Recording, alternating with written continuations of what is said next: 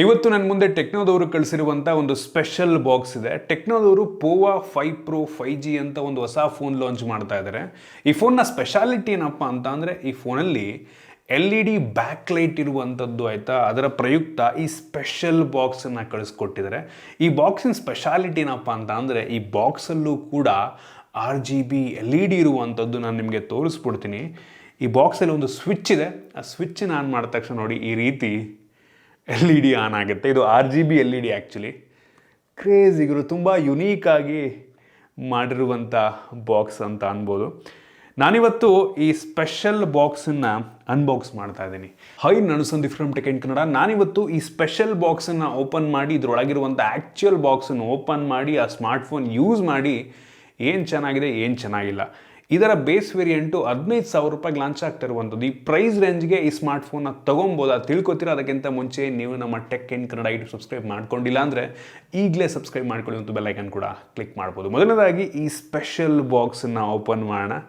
ಬೆಂಕಿ ಇವರು ಸಕ್ಕತ್ತಾಗಿ ಮಾಡಿ, ತುಂಬ ಸಾಲಿಡ್ ಆಗಿದೆ, ಪ್ರೀಮಿಯಮ್ ಅನಿಸುತ್ತೆ. ಈ ಕ್ಯಾಮ್ರಾ ಬಂಪ್ ಕೂಡ ಆ್ಯಡ್ ಮಾಡಿದ್ದಾರೆ ಒಂದು ಬಾಕ್ಸಿಗೆ ಆಯಿತಾ.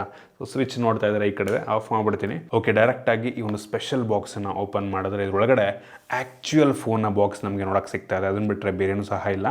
ನೀವು ಇನ್ ಕೇಸ್ ಪರ್ಚೇಸ್ ಮಾಡಿದ್ರೆ ನಿಮ್ಗೆ ಈ ರೀತಿ ಬಾಕ್ಸಲ್ಲಿ ಬರುತ್ತೆ. ಸ್ಪೆಷಲ್ ಬಾಕ್ಸಲ್ಲಿ ಕಳಿಸೋದಿಲ್ಲ ಆಯಿತಾ. ಡೈರೆಕ್ಟಾಗಿ ಈ ಒಂದು ಆ್ಯಕ್ಚುಯಲ್ ಬಾಕ್ಸನ್ನು ಓಪನ್ ಮಾಡೋಣ. ಈ ಫೋನ್ನ ಬಾಕ್ಸನ್ನು ಓಪನ್ ಮಾಡಿದ ತಕ್ಷಣ ನಮಗೆ ಡೈರೆಕ್ಟಾಗಿ ಒಂದು ಸ್ಮಾರ್ಟ್ಫೋನ್ ನೋಡೋಕ್ಕೆ ಸಿಗ್ತಾ ಇರುವಂಥದ್ದು. ಹಿಂದ್ಗಡೆಯಿಂದ ಒಂದು ಯುನೀಕ್ ಡಿಸೈನ್ ಅಂತ ಅನ್ನಿಸ್ತಾ ಇದ್ರ ಬಗ್ಗೆ ಆಮೇಲೆ ಮಾತನಾಡ್ತೀನಿ. ಇದರ ಕೆಳಗಡೆ ನಮಗೆ ಒಂದು ಯೂಸರ್ ಮ್ಯಾನ್ಯುಯಲ್ಲು, ಕ್ವಿಕ್ ಸ್ಟಾರ್ಟ್ ಗೈಡ್ ಮತ್ತು ವಾರಂಟಿ ಕಾರ್ಡ್ ಸಿಗ್ತಾ ಇರುವಂಥದ್ದು. ಜೊತೆಗೆ ಒಂದು ಟ್ರಾನ್ಸ್ಪರೆಂಟ್ ಬ್ಯಾಕ್ ಕವರ್ನ ಕೊಟ್ಟಿದ್ದಾರೆ. ಒಂದು ಒಳ್ಳೆ ವಿಷಯ, ಒಳ್ಳೆ ಕ್ವಾಲಿಟಿಯ ಬ್ಯಾಕ್ ಕವರು. ನಂತರ ಲಿಟ್ರಲಿ ಈ ಪ್ರೈಸ್ ರೇಂಜಿಗೆ 15,000 ಪ್ರೈಸ್ ರೇಂಜಿಗೆ 68 ವ್ಯಾಟ್ನ ಫಾಸ್ಟ್ ಚಾರ್ಜರು. ಕ್ರೇಜಿ ಅಂತ ಹೇಳೋಕ್ಕೆ ಇಷ್ಟಪಡ್ತೀನಿ. ಇದು ಹೆವಿ ಅಂದರೆ ಹೆವಿ ಯುನೀಕ್ ಫೀಚರ್ ಅನ್ಬೋದು. ಈ ಪ್ರೈಸ್ ರೇಂಜಿಗೆ ಮೋಸ್ಟ್ ಆಫ್ ದ ಬ್ರ್ಯಾಂಡ್ಗಳು ಇಷ್ಟು ಫಾಸ್ಟ್ ಚಾರ್ಜಿಂಗನ್ನು ಕೊಡುವುದಿಲ್ಲ. ನಂತರ USB Type-C ಡಾಟಾ ಕೇಬಲ್ ಇದೆ, ಚಾರ್ಜಿಂಗ್ ಕೇಬಲ್, ಒಳ್ಳೆ ಕ್ವಾಲಿಟಿಯ ಕೇಬಲ್ ಇದಾಗಿರುವಂಥದ್ದು. ಇನ್ನು ಕೊನೆಯದಾಗಿ ಸಿಮ್ ಎಜೆಕ್ಷನ್ ಪಿನ್ ನಮಗೆ ಸಿಗ್ತಾ ಇದೆ. ಅದನ್ನು ಬಿಟ್ಟರೆ ಬೇರೇನೂ ಸಹ ಸಿಗ್ತಾ ಇಲ್ಲ. ಇನ್ನು ಡೈರೆಕ್ಟಾಗಿ ಸ್ಮಾರ್ಟ್ಫೋನಿಗೆ ಬಂತು ಅಂತ ಅಂದರೆ ಈ ರೀತಿ ನೋಡೋಕ್ಕೆ ಸಿಗುತ್ತೆ. ಫಸ್ಟ್ ಲುಕ್ಕಲ್ಲಿ ಒಂದು ಒಳ್ಳೆ ಬಿಲ್ಡ್ ಅಂತ ಅನ್ನಿಸ್ತಾ ಇದೆ. ನೋಡೋದಕ್ಕೂ ಕೂಡ ಒಂದು ಲೆವೆಲಿಗೆ ಚೆನ್ನಾಗಿದೆ ಮತ್ತು ವೆಯ್ಟ್ ಸ್ವಲ್ಪ ಜಾಸ್ತಿ ಇದೆ ಅಂತ ಅನ್ನಿಸ್ತಾ ಇದೆ. 200 ಗ್ರಾಮ್ಗಿಂತ ಜಾಸ್ತಿ ಇದೆ ಮತ್ತು ಒಂದು ಲೆವೆಲಿಗೆ ತಿಕ್ಕಾಗಿ ಕೂಡ ಇದೆ. 9 mm ತಿಕ್ನೆಸ್ ಆಯಿತಾ. ಫ್ರಂಟಲ್ಲಿ ನಮಗೆ ಪಂಚೋಲ್ ಕ್ಯಾಮ್ರಾ ಕೊಟ್ಟಿದ್ದಾರೆ. ಗ್ಲಾಸು ಫ್ರಂಟಲ್ಲಿ ಅವರೇ ಆಲ್ರೆಡಿ ಸ್ಕ್ರೀನ್ ಗಾರ್ಡ್ ಹಾಕಿದ್ದಾರೆ. ಒಂದು ಒಳ್ಳೆ ವಿಷಯ. ಬೆಝಲ್, ಬಾಟಮ್ ಬೆಝಲ್ ಸ್ವಲ್ಪ ಜಾಸ್ತಿ ಅಂತ ಅನ್ನಿಸ್ತು. ಉಳಿದಿದ್ದೆಲ್ಲ ಪರವಾಗಿಲ್ಲ. ಫ್ರಂಟಿಂದ ಒಂದು ನಾರ್ಮಲ್ ಲುಕಿಂಗ್ ಫೋನ್. ಮೆಜಾರಿಟಿ ನೀವು ಪ್ರೈಸ್ ರೇಂಜಿಗೆ ಯಾವ ಫೋನ್ ತೊಗೊಂಡ್ರು ಕೂಡ ಹಿಂಗೆ ಕಾಣುತ್ತೆ.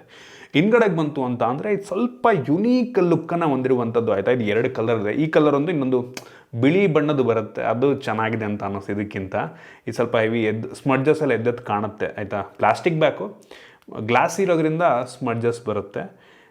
ಹಿಂದ್ಗಡೆ ತುಂಬ ಯುನೀಕ್ ಆಗಿದೆ. ಆ ಬಾಕ್ಸ್ ಮೇಲೆ ಏನು ಡಿಸೈನ್ ಇತ್ತು ಆ ಒಂದು LED ಅದೇ ಥರ ಡಿಸೈನ್ ಈ ಒಂದು ಫೋನ್ ಮೇಲೂ ಸಹ ಇರುವಂಥದ್ದು. ಇದು ಕೂಡ RGB LED. ಫೋನ್ ನೀವು ಸ್ಟಾರ್ಟ್ ಮಾಡಿದಾಗ, ಗೇಮ್ ಮೋಡ್ಗೆ ಹೋದಾಗ ಈ ಒಂದು LED ಬರುತ್ತೆ. ಕಾಲ್ ಬಂದಾಗ ನೋಟಿಫಿಕೇಷನ್ ಅದೆಲ್ಲ ನೀವು ಬಂದ್ಬಿಡುತ್ತೆ. ಜಾಸ್ತಿ ಯೂಸ್ ಕೇಸಸ್ ಇಲ್ಲ, ಬಟ್ LED ಕೊಟ್ಟಿದ್ದಾರೆ. ಕೆಲವು ಜನಕ್ಕೆ ಕ್ರೇಜ್ ಇದ್ದವರು ಇಷ್ಟಪಡ್ಬೋದೇನೋ. ಹಿಂದ್ಗಡೆ ನಮಗೆ ಡ್ಯೂಯಲ್ ಕ್ಯಾಮ್ರಾ ಸೆಟಪ್ ಇದೆ ಮತ್ತು ಡ್ಯೂಯಲ್ LED ಫ್ಲ್ಯಾಶ್ ಸಹ ಇರುವಂಥದ್ದು. ಯಾವುದೇ ಫಿಂಗರ್ ಪ್ರಿಂಟ್ ಸೆನ್ಸರ್ ಇಲ್ಲ ಹಿಂದೆ. ಸೊ ಸೈಡಲ್ಲಿ ಕೊಟ್ಟಿದ್ದಾರೆ ಆಯಿತಾ. ಮತ್ತು ಈ ಫೋನಲ್ಲಿ USB Type-C ಪೋರ್ಟ್ ಇದೆ, ಹೆಡ್ಫೋನ್ ಜಾಕ್ ಸಹ ಇರುವಂಥದ್ದು ಮತ್ತು ಡೆಡಿಕೇಟೆಡ್ SD ಕಾರ್ಡ್ ಸ್ಲಾಟ್ ಕೂಡ ಇದೆ. ಸ್ಪೀಕರ್ ಗ್ರಿಲ್ಲು ಮೇಲ್ಗಡೆನೂ ಇದೆ, ಕೆಳಗಡೆ ಇದೆ. ಸೊ ಸ್ಟೀರಿಯೋ ಇರಬಹುದಾ, ಕೊನೆಗೆ ತಿಳಿಸ್ಕೊಡ್ತೀನಿ. ಮತ್ತು ಇದರಲ್ಲಿರುವಂಥ ಫ್ರೇಮ್ ಬಂದುಬಿಟ್ಟು ಪ್ಲಾಸ್ಟಿಕ್ ಫ್ರೇಮು. ಓವರಾಲ್ ಡಿಸೈನ್ ಮತ್ತು ಬಿಲ್ಡ್ ಕ್ವಾಲಿಟಿ ಈ ಪ್ರೈಸ್ ರೇಂಜಿಗೆ ನಾರ್ಮಲ್ ಅಂತೀನಿ. ಇತ್ತೀಚೆಗೆ ಕೆಲವು ಫೋನ್ಗಳು 10,000 ರೂಪಾಯಿ ಒಳಗೂ ಕೂಡ ಗ್ಲಾಸ್ ಬ್ಯಾಕ್ ಕೊಡ್ತಾ ಇದ್ದಾರೆ. ಕೊಡ್ಬೋದಾಗಿತ್ತು, ಬಟ್ ಮೆಜಾರಿಟಿ ಬ್ರ್ಯಾಂಡ್ಗಳು ಈ ಪ್ರೈಸ್ ರೇಂಜಿಗೆ ಪ್ಲಾಸ್ಟಿಕ್ ಬ್ಯಾಕ್ನೇ ಕೊಡ್ತಾರೆ. ಸೊ ಓವರಾಲ್ ಪರವಾಗಿಲ್ಲ ಅನ್ನಿಸ್ತು ಇವರು, ಅಂತ ಏನು ಕೆಟ್ಟದಾಗಿಲ್ಲ. ನಿಮಗೆ ಜೊತೆಗೆ LED ಕೂಡ ಸಿಗ್ತಾ ಇದೆ, ಅದೊಂದು ಪ್ಲಸ್ ಪಾಯಿಂಟ್ ಅಂತ ಅನ್ಬೋದು. ಕೆಲವು ಜನಕ್ಕೆ ಅದಿಷ್ಟ ಆಗಬಹುದು. ಇನ್ನು ಡಿಸ್ಪ್ಲೇಗೆ ಬಂತು ಅಂತ ಅಂದರೆ ಈ ಫೋನಲ್ಲಿ 6.78 ಇಂಚಿನ ಫುಲ್ HD+ ರೆಸೊಲ್ಯೂಷನ್ ಹೊಂದಿರುವಂಥ IPS ಡಿಸ್ಪ್ಲೇ ಇದೆ. ಈ ಡಿಸ್ಪ್ಲೇ ಒಂದು ಲೆವೆಲಿಗೆ ಬ್ರೈಟ್ ಆಗಿರುವಂಥದ್ದು ಆಯಿತಾ. ಬಿಸಿಲಿಗೆ ಹೋದ್ರೂ ಕೂಡ ಒಂದು ಲೆವೆಲಿಗೆ ಬ್ರೈಟಾಗಿ ಕಾಣುತ್ತೆ. ಡಿಸ್ಪ್ಲೇ ಕ್ಲಾರಿಟಿ ತುಂಬ ಚೆನ್ನಾಗಿದೆ. ಬ್ಲ್ಯಾಕ್ ಸೆಲ್ IVD ಬ್ಲ್ಯಾಕ್ ಕಾಣುತ್ತೆ. ಮತ್ತು 120 ಹರ್ಟ್ಸ್ನ ರಿಫ್ರೆಶ್ ರೇಟನ್ನು ಕೂಡ ಕೊಟ್ಟಿದ್ದಾರೆ. ಸೊ ತುಂಬ ಸ್ಮೂತ್ ಆಗಿದೆ. ಯೂಸರ್ ಇಂಟರ್ಫೇಸ್ ಕೂಡ ಚೆನ್ನಾಗಿ ಆಪ್ಟಿಮೈಸ್ ಕೂಡ ಮಾಡಿದ್ದಾರೆ ಆಯಿತಾ. ಸೊ ಒಂದು ಒಳ್ಳೆ ಡಿಸ್ಪ್ಲೇ ಅಂತೀನಿ ಆಯಿತಾ. AMOLED ಕೊಟ್ಟರೆ ಚೆನ್ನಾಗಿರ್ತಿತ್ತು, ಬಟ್ 15,000 ರೇಂಜಿಗೆ ನನಗೆ ಅಂಥ ಏನು ಪ್ರಾಬ್ಲಮ್ ಅಂತ ಅನಿಸಿಲ್ಲ. 120 Hz ರಿಫ್ರೆಶ್ ರೇಟ್ ಕೊಟ್ಟಿದ್ದಾರೆ, ಓಕೆ ಅನ್ಬೋದು. ಇನ್ನು ವೇರಿಯಂಟ್ಗಳ ಬಗ್ಗೆ ಮಾತನಾಡಬೇಕು ಅಂತ ಅಂದರೆ ಸದ್ಯಕ್ಕೆ ಸ್ಮಾರ್ಟ್ಫೋನ್ 2 ವೇರಿಯಂಟಲ್ಲಿ ಲಾಂಚ್ ಆಗ್ತಾ ಇದೆ. 8GB RAM ಮತ್ತು 128GB ಸ್ಟೋರೇಜು, ಮತ್ತು ಇನ್ನೊಂದು 8GB RAM ಮತ್ತು 256GB ಸ್ಟೋರೇಜು. 128GB ಸ್ಟೋರೇಜ್ನ ವೇರಿಯಂಟು 15,000 ರೂಪಾಯಿಗೆ ಲಾಂಚ್ ಆದರೆ 256GB ಸ್ಟೋರೇಜ್ ವೇರಿಯಂಟು ಬರೀ 1,000 ಜಾಸ್ತಿ ಇದೆ, 16,000 ರೂಪಾಯಿಗೆ ಲಾಂಚ್ ಆಗ್ತಾ ಇರುವಂಥದ್ದು. ಸೊ ತೊಗೊಂಡ್ರೆ 256GB ತೊಗೊಂಬಿಡಿ. ಇದರಲ್ಲಿ ಎಕ್ಸ್ಟೆಂಡೆಡ್ ರ್ಯಾಮ್ ಕೂಡ ಇರುವಂಥದ್ದು, 8GB plus 8GB extended RAM ಕೂಡ ಸಿಗ್ತಾ ಇರುವಂಥದ್ದು. ಸೊ ಅವಶ್ಯಕತೆ ಇರೋ ಟೈಮಲ್ಲಿ ಆ ಒಂದು ಸ್ಟೋರೇಜ್ನೇ ರ್ಯಾಮ್ ರೀತಿ ಯೂಸ್ ಮಾಡಿಕೊಡುತ್ತೆ. ಇದರಲ್ಲಿರುವಂಥ ರ್ಯಾಮ್ ಬಂದ್ಬಿಟ್ಟು LPDDR4X ರ್ಯಾಮು ಈ ಪ್ರೈಸ್ ರೇಂಜಿಗೆ ಓಕೆ ಅಂತೀನಿ. ಮತ್ತು ಸ್ಟೋರೇಜ್ ಟೈಪ್ ಬಂದ್ಬಿಟ್ಟು UMCP ಸ್ಟೋರೇಜ್ ಆಯಿತಾ. ಸೊ ಜಾಸ್ತಿ ಫೋನ್ಗಳಲ್ಲಿ ಈ ಒಂದು UMCP ಬರಲ್ಲ. ಇದು ಆಲ್ಮೋಸ್ಟ್ ಈಕ್ವಲೆಂಟ್ ಟು UFS 2.2 ಅಂತಲೇ ಅನ್ಬೋದು, ಕ್ಲೋಸ್ ಟು. ಸೊ ಓಕೆ ಅಂತೀನಿ, ಪರವಾಗಿಲ್ಲ. ರೀಡೋ ರೇಟ್ ಸ್ಪೀಡ್ ಒಂದು ಲೆವೆಲಿಗೆ ಸಿಮಿಲರೇ ಇರುತ್ತೆ, UFS 2.2 ಈಕ್ವಲೆಂಟ್ ಅಂತಲೇ ಅಂತೀನಿ ಆಲ್ಮೋಸ್ಟ್, ಆಯಿತಾ.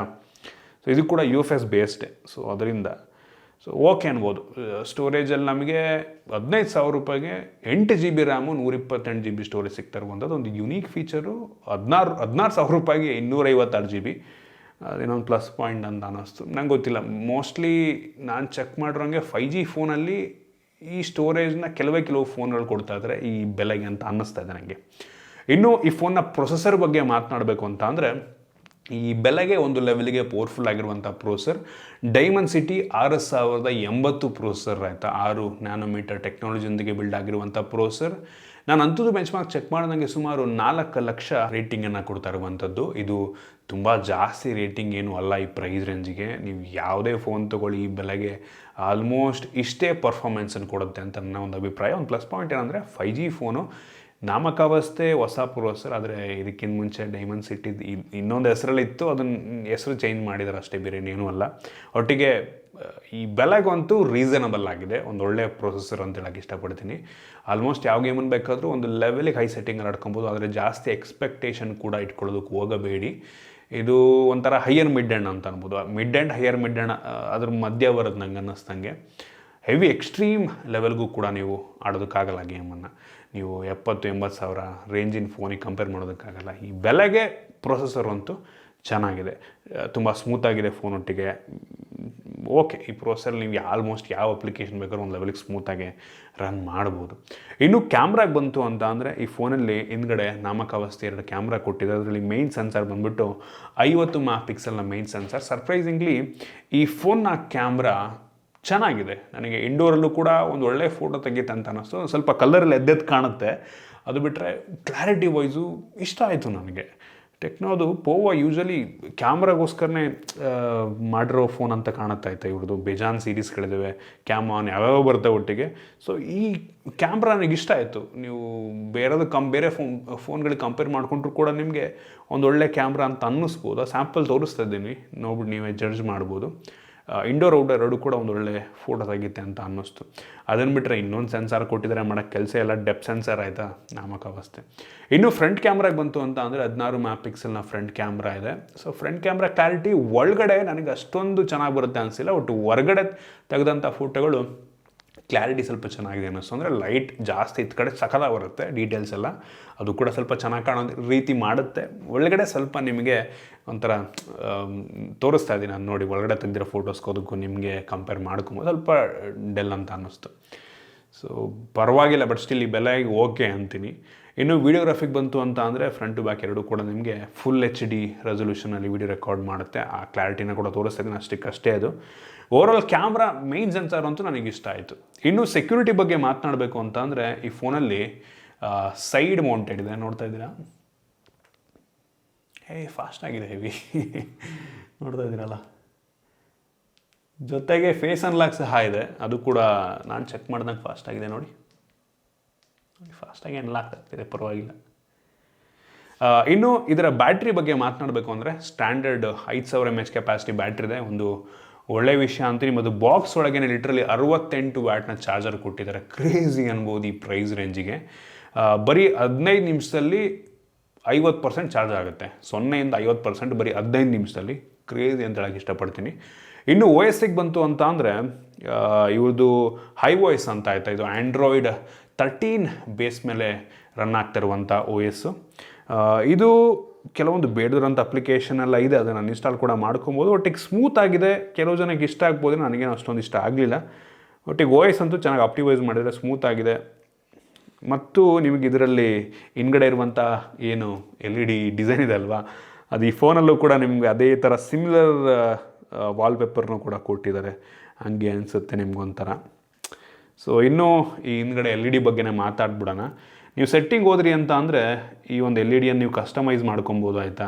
ಸೊ ಗೇಮ್ ಮೋಡ್ ಆನ್ ಆದಾಗ ಆಟೋಮೆಟಿಕಲ್ಲಿ ಒಂದು LED ಬರುತ್ತೆ. ನಂತರ ರಿಂಗ್ ಅಂದರೆ ನೀವು ಫೋನ್ ಕಾಲ್ ಬಂದಾಗೂ ಕೂಡ ಇಲ್ಲಿ ಬರೋ ಥರ ಮಾಡ್ಕೊಬೋದು. ನೋಟಿಫಿಕೇಷನ್ LED ರೀತಿಯಲ್ಲೂ ಕೂಡ ಇದು ಕೆಲಸವನ್ನು ಮಾಡುತ್ತೆ.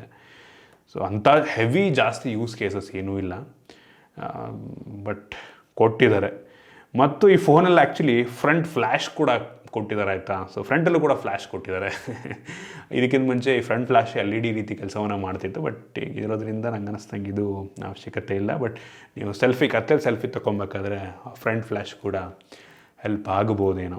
ಇನ್ನೂ ಸ್ಪೀಕರಿಗೆ ಬಂತು ಅಂತ ಅಂದರೆ 2 ಸ್ಪೀಕರ್ ಇದೆ, ಆಗಲೇ ಹೇಳ್ತದೆ. ಸ್ಟೀರಿಯೋ ಬಾಟಮ್ ಫೈರಿಂಗ್ ಒಂದು ಮತ್ತು ಮೇಲ್ಗಡೆ ಇನ್ನೊಂದು ಸ್ಪೀಕರ್ ಇದೆ. ಸ್ಪೀಕರ್ನ ಕ್ಲಾರಿಟಿ ಪರವಾಗಿಲ್ಲ ಅನ್ನಿಸ್ತು, ಒಂದು ಲೆವೆಲಿಗೆ ಜೋರಾಗಿ ಕೂಡ ಕೇಳುತ್ತೆ. ಈ ಪ್ರೈಸ್ ಅಂದರೆ ಸ್ಟೀರಿಯೋ ಕೊಟ್ಟಿದ್ದಾರಲ್ವ, ಅದೇ ಒಂದು ಒಳ್ಳೆಯ ವಿಷಯ ಅಂತ ಹೇಳಕ್ಕೆ ಇಷ್ಟಪಡ್ತೀನಿ. ಇನ್ನು ಈ ಫೋನಲ್ಲಿ ನಮಗೆ ಡ್ಯುಯಲ್ ಬ್ಯಾಂಡ್ ವೈಫೈ ಸಪೋರ್ಟ್ ಸಿಗ್ತಾ ಇದೆ, ನಾರ್ಮಲ್ಲು, ಮತ್ತು ಬ್ಲೂಟೂತ್ 5.0 ಕೂಡ ನಮಗೆ ಸಿಗ್ತಾ ಇರುವಂಥದ್ದು. ಕ್ಯಾರಿಯರ್ ಅಗ್ರಿಗೇಷನ್ ಕೂಡ ಇದೆ, ಒಂದು ಒಳ್ಳೆಯ ವಿಷಯ. ಪ್ರೋಸೆಸ್ ಸಪೋರ್ಟ್ ಆಗುತ್ತೆ. ಅದು 5G ಒಂದು 5G ಬ್ಯಾಂಡ್ಗಳು ಸಪೋರ್ಟ್ ಆಗುತ್ತೆ. ಸೊ ತಲೆಕೆಡಿಸ್ಕೊಂಬೇಡಿ, ನಮ್ಮ ಭಾರತದೆಲ್ಲ 5G ಬ್ಯಾಂಡ್ಗಳು ಬರುತ್ತೆ ಇದರಲ್ಲಿ. ಎಲ್ಲ ಸಿಮ್ಮನ್ನು ಕೂಡ ಯೂಸ್ ಮಾಡ್ಬೋದು. ಮತ್ತು ಆಲ್ಮೋಸ್ಟ್ ಅವಶ್ಯಕತೆ ಇರುವಂಥ ಬೇಸಿಕ್ ಸೆನ್ಸಾರ್ಸ್ನೆಲ್ಲ ಕೊಟ್ಟಿದ್ದಾರೆ, ಏನು ಮಿಸ್ ಮಾಡಿಲ್ಲ.